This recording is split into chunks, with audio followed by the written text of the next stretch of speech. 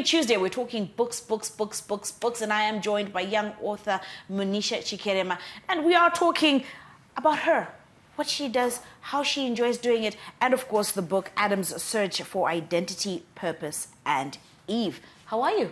I'm okay. How are you? I'm good. I want to start off with this book first because the title then just caught my attention. Adam's Search for Identity, Purpose, and Eve. Tell us about that. Okay, so my belief is that in everything that we are trying to do, the summary of our life is based on those things. From the moment that we are born, we're in search of something, we're in search of purpose.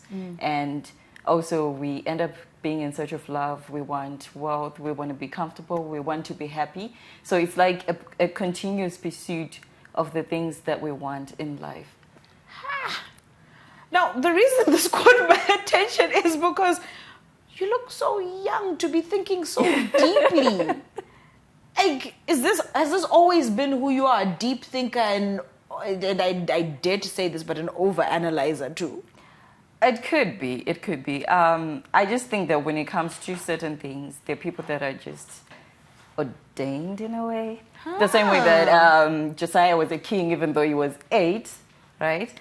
So in this sense, I've always been a person who likes reading. I would read up on a lot of psychology, a lot of books. I've always been a reader, and I've always tried to see the world from different point of view. How do you perceive the world? How I perceive the world? How anybody else perceives the world? And I think that has given me quite a lot of insight into how people think, and also my spiritual background allows me to be able to see other things even though I haven't personally experienced them.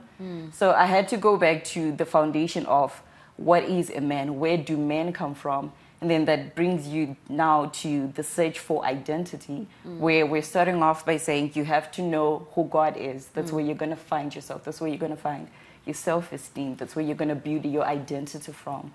You are a fascinating one.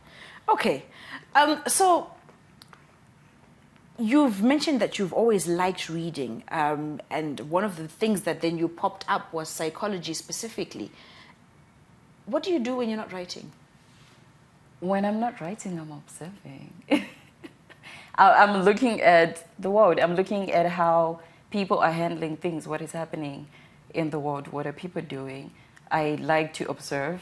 And especially now, I work in the pharmaceutical industry. It's more of service, providing healthcare. You meet a lot of people and they come with different situations, different opinions, different perceptions of the world.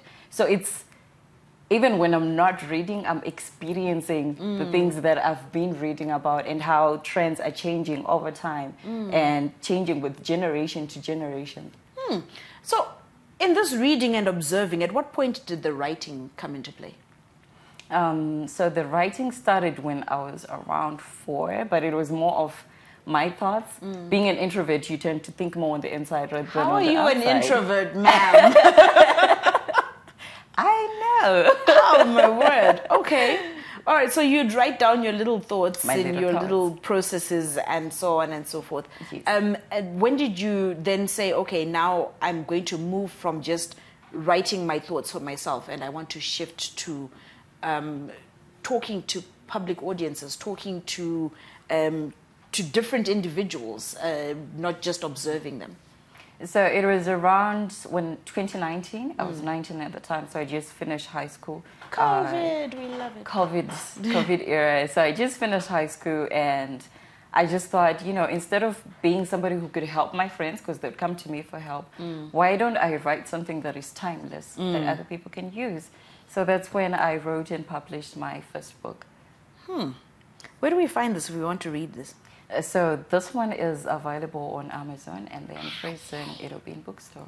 Love it. See, I've been advocating for people to get their books on Amazon. I'm so happy you're one of them. How much does it cost?